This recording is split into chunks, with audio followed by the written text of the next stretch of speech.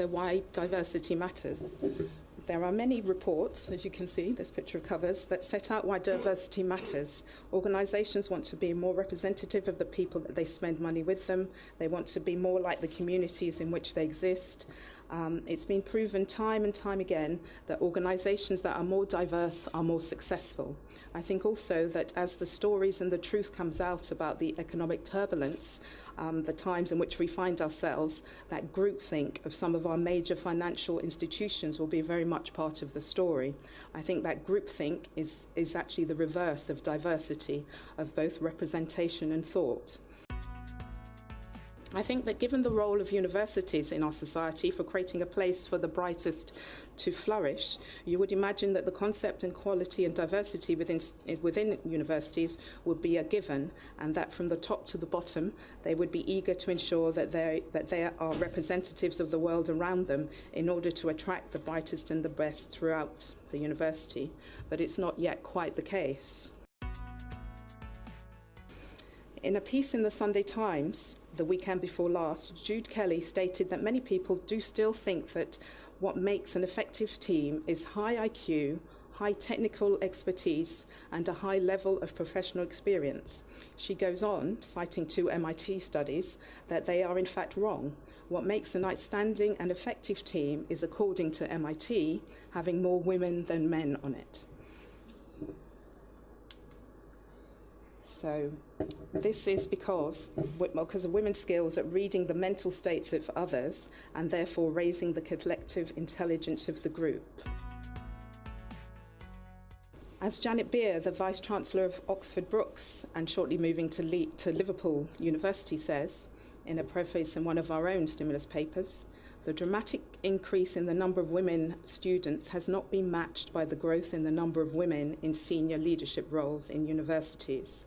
Most academics and academic leaders are male, and even where there are marked increases in the representation of women in particular jobs, for instance, at deputy level in Australian universities, this progress is not matched by the translation of those deputies into top jobs. I think with race in UK higher education, BME staff are less likely to be on a permanent contract than their white staff. There are only 85 black professors, and of those, only 17 are women.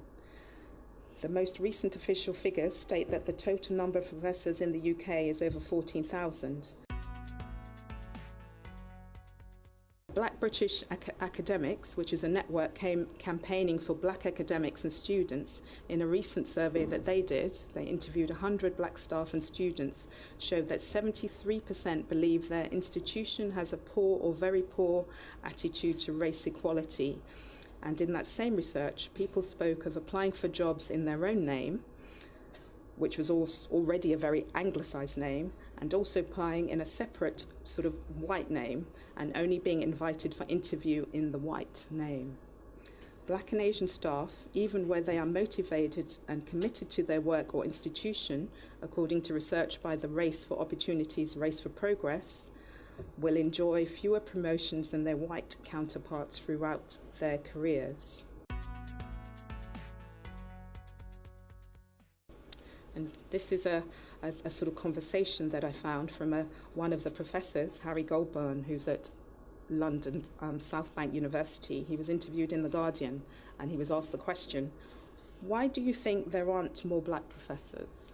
And he said, there are several reasons I know of. I know of passive racism. It's not that in reality anybody sets out to be deliberately racist. If the end result is exclusion and discrimination, when you try and pin it down, it's extremely difficult to prove.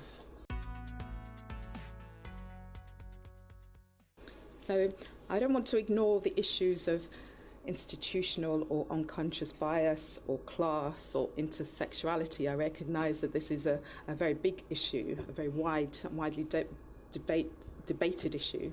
It's just that today I don't really have time to go into those points in huge detail. I will though say that some of the things that I've read and I have heard black academics say have been heartbreaking. There have also been some things that BME community needs to do for themselves as well.